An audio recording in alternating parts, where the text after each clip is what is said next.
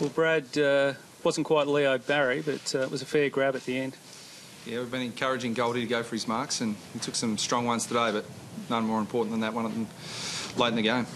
What were your emotions in the final few minutes? I mean, it was pretty tense. Yeah, it was. It was just, like, I mean, in terms of you practice those scenarios and those situations, so we had in place what we wanted.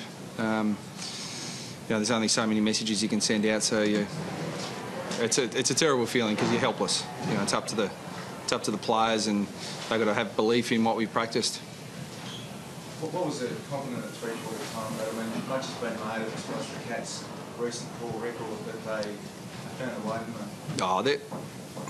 Oh, they're a great football club and have been for a long time. And the finals are different.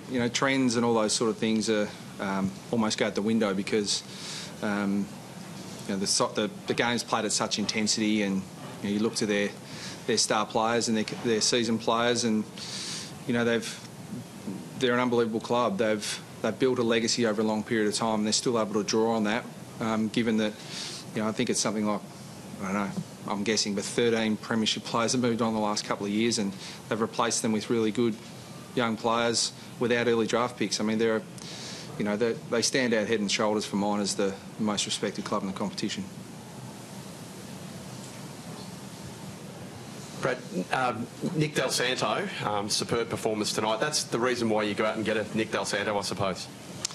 Yeah, it is, and he was exceptional tonight. Just I've said all year I've been really impressed with him as a person. We knew the player we were getting and the composure under pressure, but I couldn't quite have hoped for the level-headedness that he provides our group, both on and off field. He's just an outstanding person. You had 2 goals at half-time last week. How important was that start tonight?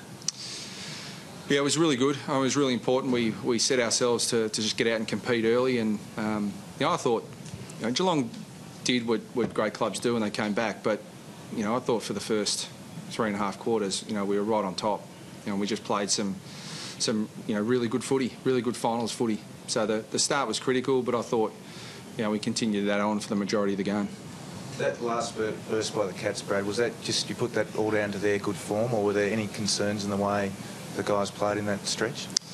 No, I think structurally and tactically, and we did a few things just technically wrong, but no, I think it would be it would be wrong to say that we took our foot off the pedal. I think they're a good side, and they came at us.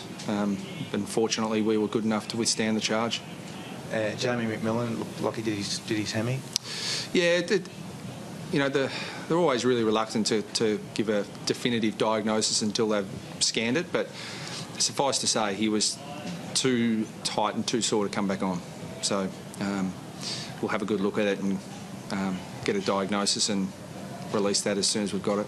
Lindsay Thomas was great tonight. What did you make of his treatment from the umpires? Is it a factor of maybe the staging now, he's having to work too hard to get a free? Well, to be honest, mate, that's the concern. That was always my concern, that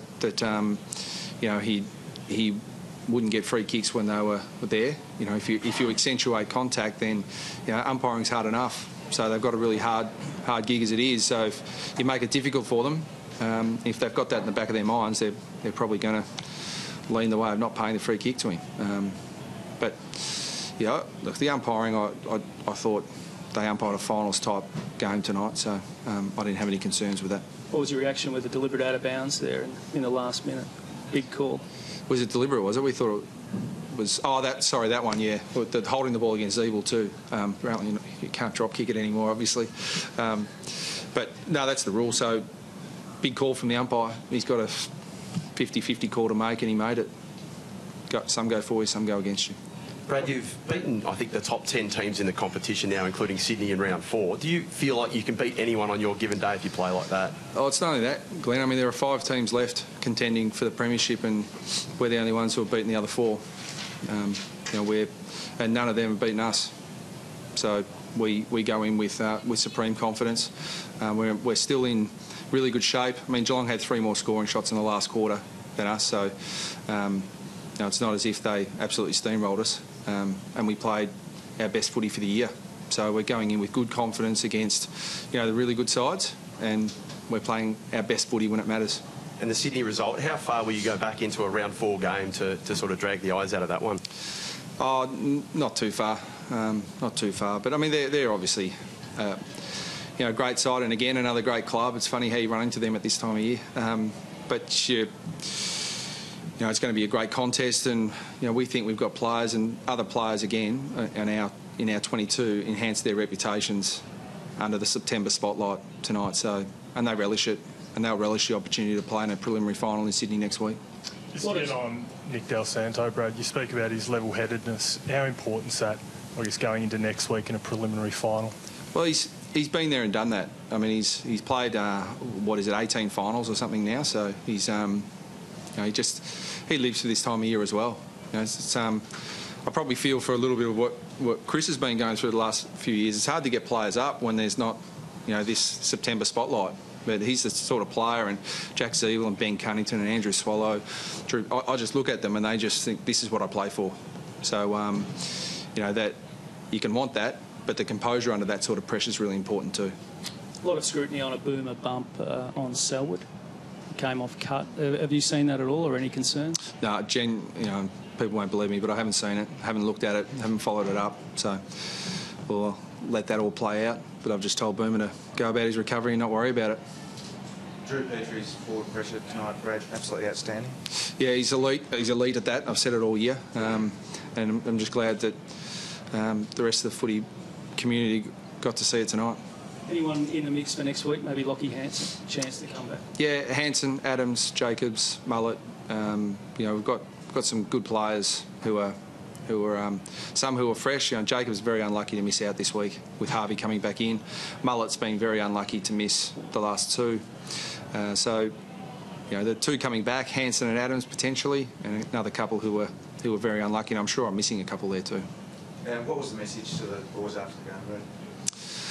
Oh, just how pleased I was last week after the exhilaration of a great finals win, for them to reset and get back into the routine to have another crack at it this week. And so, the challenge is there again for us to back up in 7 days' time against Sydney, and we're not done yet. We're not complacent. We're not happy to be where we are. We're focused on the task at hand next Friday. Hawkins was hot in that last period in particular. Knowing that you're coming up against Franklin, Tippett, Reid next week, do you look structurally, do you look at manpower and think of a Hansen as well and try to bolster yourselves in that direction? Yeah, we'd like to. I mean, if Hansen's available, he'll certainly help in that area. And we think he'll be pretty close. But, we've handled it before. I mean, I think I can see why Hawthorn was so keen to get Brian Lake. I mean, Hawkins has probably terrorised Hawthorn for a long time, and he's doing a bit the same to us at the moment. So, yeah, some support would be good for Thompson and Grimer and Ferrito. But having said that, I thought they battled pretty hard. Been a big week for you personally. You'll sleep well tonight, Brad? I doubt tonight. And Fletcher will be coming home tomorrow, so that's it for sleep forever, I think. Just on Todd Goldstein's, we talked about the match-saving mark. What about Kane Turner's smother as well? What can you tell us what was going through your mind then? Yeah, it just, again, it probably doesn't mean much to people in the home and away rounds. When I said this young kid, he doesn't get overawed by the moment and by the big stage. He just goes about his business. And that's just another example.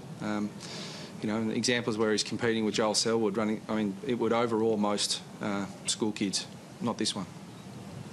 Brad, can't recall you playing at Homebush very often. If for quite a few years, have any of your players played out there? Is that any sort of issue? Would you look to train out there when you get up there?